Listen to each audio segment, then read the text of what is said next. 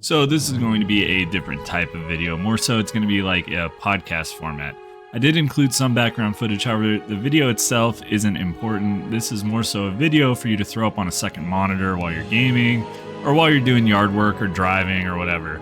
I've considered doing this for a while now, and considering the current content drought that we're experiencing in the Guild Wars 2 space, alongside my interest in other games increasing, this is a perfect time to give you guys the best lore video anybody's ever made, and we are going back to Guild Wars 1, the true Guild Wars, as us Guild Wars fans like to say. This is the entire history of Guild Wars, from Guild Wars 1 to the launch of Guild Wars 2. We will be doing Guild Wars 2 in the future, but I am doing this with no references, meaning I did no recap or refresher. This is all off the top of my head from nearly 2 decades of playtime from the individual releases of Guild Wars 1 Prophecies, so let's see how much I remember, and if you notice me getting something wrong, the comment section is always open. Feel free to correct me. And naturally, since I am telling the story, there will be spoilers, so if you don't want spoilers, this probably isn't the video for you, but let's get started. So, like most stories, it starts with the planet Tyria, which is also the continent of Tyria, and back in the day, there were no humans here, because humans were actually aliens which were brought to Tyria by the 6 gods, and these gods are not like God in real life who's omnipotent and all-powerful. These are just like super magical beings. We will get to the part where we kill gods later, but for now, the planet Tyria was inhabited by all these like older creatures, like snake people that were known as the Forgotten, and Jotun, which were like giants, the cats, which are of course Char, and all the regular baddies and animals that you slaughter throughout the game. Anyways, the gods were like, yo, these cats are really industrious and they're taking over. So they introduced humans into the Tyrian ecosystem to try to smooth things out. And naturally, humans, being humans, basically started camping in the Char territory, and they built the Great Northern Wall to divide the human land and the Char land. And frankly, the Char took that personally, so they used a searing cauldron to destroy the human capital of Ascalon, like way back in the day. This event was called the Searing. The Char at the time were worshipping monsters called Titans, and later they realized that they were false gods, and that comes into play at some point. But at this point, the Char were like super xenophobic, and then they get domesticated later. But anyways, after the Searing, the once peaceful Ascalon is like a wasteland now. It's like just dystopian, like Falloutville area.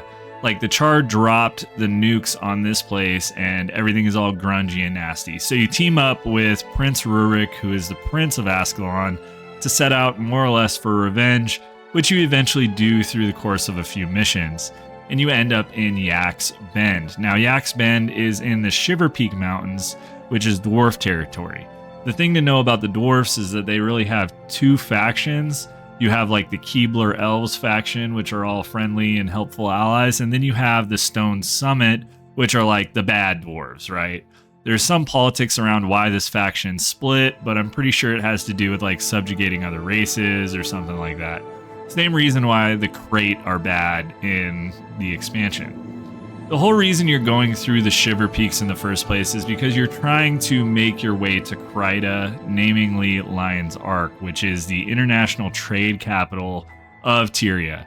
And it's the primary port, so you roll through the Shiver Peaks, Rurik gets murdered by basically a log and then a dwarf, and then you make your way to Lion's Ark, but unfortunately there are a bunch of zombies everywhere, like undead are attacking. So you meet up with a faction of humans called the White Mantle, which, spoiler alert, they're the baddies, but we aren't quite there yet.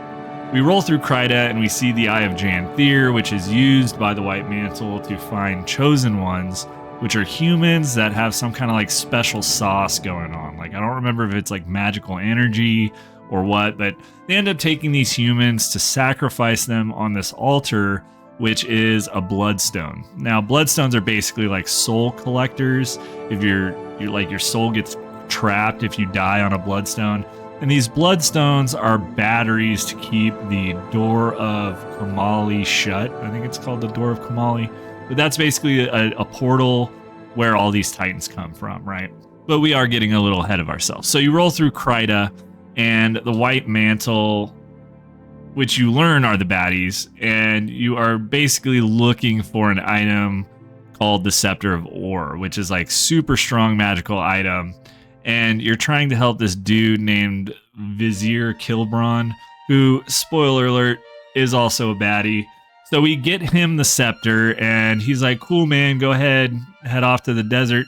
So you do, and we go to the Crystal Desert, where we meet up with the Forgotten. And you go through all of their trials, and it is the trials of ascension, right? To become ascended, it is critical because there are these creatures called the Mersat, which influence the White Mantle, who are basically like trans-dimensional beings that came from or live in the mists or something like that. And the mists are this like big enigma at this point, but we'll get into the mists when we get into the Guild Wars 2 portion. So the hero rolls through the desert, passes the trials, and becomes ascended, where we get to meet Glint. Now, Glint is a crystal dragon and is kind of like the guiding light for the player. She had this book called the Flame Seeker Prophecies, which like foretells all of the happenings in the world. It's like a book about the future. And Glint had a couple of kiddos, namely Vlast and Aurene, which come into play way down the road. But anyways, we meet up with Glint, and after that, we go to the Dwarven Stronghold, the friendly Dwarven Stronghold of Draknor's Forge. And after we work our way through the southern Shiver Peaks, killing a lot of evil dwarves alongside a bunch of Mersat, we finally make our way to the Fire Island chain, which is where the door of Kamali is. And it's open, and it's letting all these titans in, and there are the false gods that the Char were worshipping, and we're there to kill them, right? So we get there to find an Elder Lich who was Vizier Kilbron the entire time, who is orchestrating this whole thing. We unknowingly helped him, but at this point, yeah, we make our way through the stronghold, we kill the big bad and the Lich, and then we close the door, right? And while all this stuff is happening, there is a place called Cantha that is across the ocean, and some of it was happening during this whole hero's adventure, and some of it was happening previously, right? So Cantha has its own history, and the main portion of it is that there's this legendary assassin named Shiro Tagachi, right? And he ended up betraying the Emperor or something, or being betrayed. But he ends up unleashing a wave of magic known as the Jade Wind, which turns the oceans into jade and all of the forests into stone. And then you have like these two factions in Cantha, the Luxons and the Kurziks, right? And the Luxons are these like turtle riding, like jade miner scavenger people. And the Kurziks are like these like emo edgelord, like hoity-toity people, right? But before we get into that, the Cantha story really starts in Xingje Island and the aptly named Xingje Monastery, which is basically like a training ground for heroes. You start in the monastery and you get called to Minister Cho's estate, where he basically has a menagerie of animals and stuff that are all afflicted with a disease called the Affliction, right? And it turns people into this like grotesque monster thing, right? And as you're looking for Minister Cho, you find him, and he's now a monster, right? So you head off to a shrine called Zendajan, and now Zendajan is also ultra afflicted, and it has miasma everywhere. So you cleanse the shrine, and then you head off to Caning City, which is off of Xingje Island, and it's on the mainland. Now, Caning City is basically a city surrounded by shantytowns. So it's basically like LA or Chicago or any other big city. Like the inside of it's all right, and the outside of it is like straight up slum city. And it has the same stuff that a big city has. It's like really dirty. People are sick, right? And then it also has gangs, like two primary gangs in the form of the Speakers and the Jade Brotherhood, which regularly harass our hero. The events of Caning City is where things start post Tyria. So like you do all the Tyria stuff, you kill the Lich, and then you hear about this affliction going on, and you like just bone out to Cantha to solve that case. So you get there and you fight through all the various gangs and homeless to eventually make your way to Vizuna Square, where you are trying to find the source of the affliction. Following that, you hit up Napui Corridor, which is basically you ascend again, right? You ascend the first time in the desert, and then Napui Corridor is where the phrase closer to the stars comes in, and it's like a celestial trial in Cantha. Finally, you make your way to Tanaki Temple, where you unbind all of these spirits before Shiro can consume them.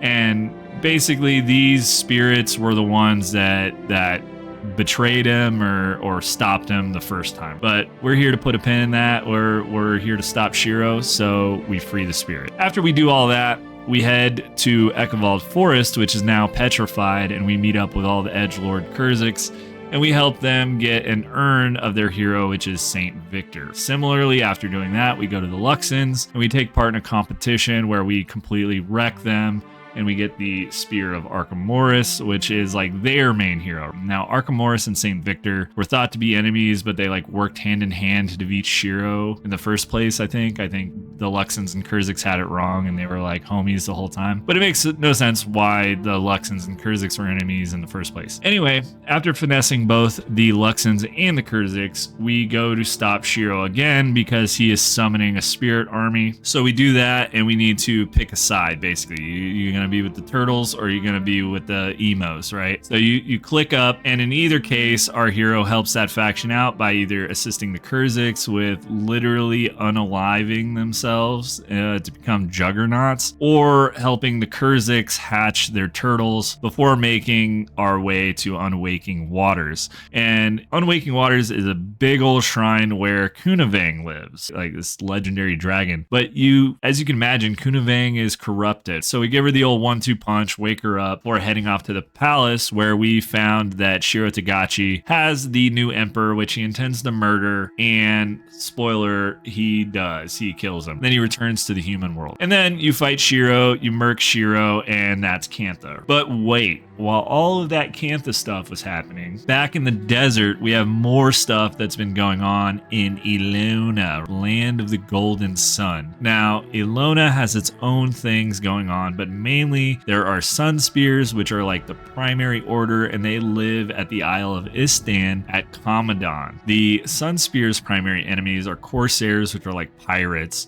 But there are undead and a lot of weird things happening in Istan, and before you learn that basically like nightfall is coming, like the end of days is coming, and you learn about Abaddon, who is like a fallen exiled god who basically intends to bring nightfall to Ilona and the rest of Tyria. There's this general that basically says like, yo, nightfall's coming for you, we kill them, and because we kill them, Istan has to go to war with the mainland, which is Corona. So this Coronian general is on Istan, and he's like, oh, I worship Abaddon. Nightfall is gonna come, and we murder him. And then Corona is like, yo, you just murdered our general, so we gotta go to war. The Sun Spears are on board with you because they saw what happened. So you storm this fortress, and you fight not only Coronian soldiers, but also like demons, and you meet up with Varesh, who is like this general. And at this point, you know Varesh is a baddie, but everybody else doesn't. So after making it to the mainland, you kind of get your ass kicked by Varesh in the fortress fight. You're looking for a sanctuary that you can use as a stronghold, and you free some allies in some other locations, namely Zed, Kos, and at this point, you're like, yo, we're gonna go to Vabi and get them on board with dethroning Varesh, right? Because she's the baddie. So we go to Vabi, and Vabi is like where all the Jinn live, and it's like Beverly Hills. This is like Saudi oil money land where everything's all fancy, everybody's rich. And after you go there, you fight some Coronian armies, Corsair and stuff, and Varesh summons a bunch of Marganites on you, which is basically like Abaddon soldiers from the Domain of Torment. And after you go there, you go to this like gala event to meet up with like the princess to get her on board. And while you're at this gala event, you actually stop like an assassination, which gets everybody on board with you wanting to go fight Varesh. You learn that Varesh went into the Desolation, right, to finish her ritual and open up this portal to the Domain of Torment to like bring on nightfall. So you end up freeing a dude named Palawa Joko, who is like this undead dude. He tried to take over Ilona centuries ago, and now you want to use like his armies, and like you want him to teach you how to like traverse the Desolation. He teaches us how to ride sandworms like in Dune, so we can move through the Desolation to get to Varesh, which we eventually do, and then we kill her, only to decide that we're going to go into the Domain of Torment to finish the job by killing Abaddon. So in the Domain of Torment, we go into the Gate of Pain, which we are opening like a dam that was built in the River of of souls, and this frees the souls from getting like sucked into Abaddon's realm and allows them to like go back to the underworld where they belong. Anyways, we learn of a temple that's in the domain of torment, a temple of the 6 gods, and we want to enlist the help of these 6 gods while we fight Abaddon. So we go into the Gate of Madness to find this temple, and we find none other than the Lich, who is from Tyria, the guy we killed in Tyria, and Shiro Tagachi from Kantha, who we already just killed. And you guessed it, we like straight up spawn camped them in the domain of torment. They weren't even loaded into the real world yet, and we just went in there and killed them again. So following this, with the help of the 6 gods, we go and we kill Abaddon, and then Cormyr, our trusty general of the Sun Spears, tells us like, don't worry, I got it, I'll take it out. And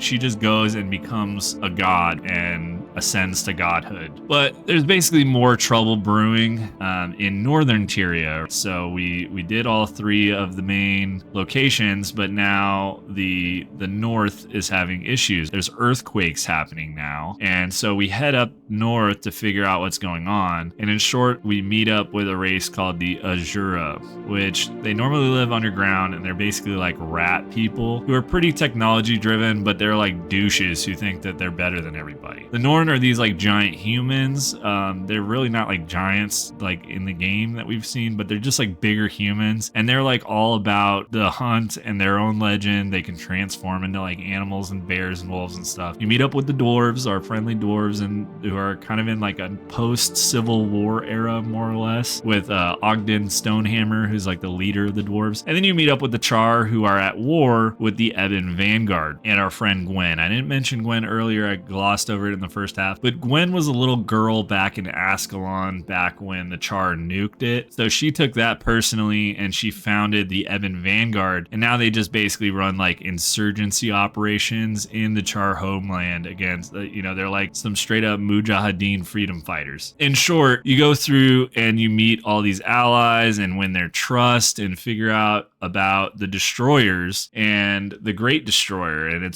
the Great Destroyer is waking up and it's causing all these earthquakes. So we're like, yo, we're gonna stop this. We got our homies, we're gonna go stop it. So our boy Ogden turns all the dwarves into stone to fight the destroyers, where our hero ultimately succeeds and learns that this Great Destroyer is basically like the champion of Primordus, a larger elder dragon. He ends up going back to sleep, but this is like 250 years before the start of Guild Wars 2. And there are a few books in between what happened here and Guild Wars 2, which cover the founding of Destiny's Edge, which is where Ritlock, Haith, Logan, and all these guys get their founding. And the Ghost of Ascalon, which covers how the whole area of Ascalon got like turned into ghosts, alongside a character called Dugan, who's essentially like a grave robber guy. But many of the characters in Guild Wars 2 have a little bit more backstory in these books. So I will be doing the exact same thing I did here for the entire Guild Wars 2 storyline from launch to Janthier Wilds. And I feel like I remembered quite a bit considering I haven't played the game in so long. Frankly, Guild Wars 1 is still super worth playing though if you haven't played it. And even if you don't intend on getting Guam or any of the fancy titles or anything like that, it's still worth a playthrough. It's still fun. And with that, I want to thank you for watching. A big thanks to all of my subscribers. A special thanks to all of my members, Teronius, Gary, Dr. Cookie Dippins, and Mitch. And I'll be doing a membership video explaining what you get or what my vision is for this channel in regards of membership soon. With that, I will be playing through Path of Exile 2 here on live streams on Saturday mornings. And I'll be doing a weekly Guild Wars 2 live stream on Monday morning should my schedule allow it. So I hope you guys enjoyed the video. Like, comment, subscribe, join as a member, support the channel. I appreciate it. And stay tuned for the Guild Wars 2 lore video coming soon. Thanks again, and I will catch you on the next one. Peace.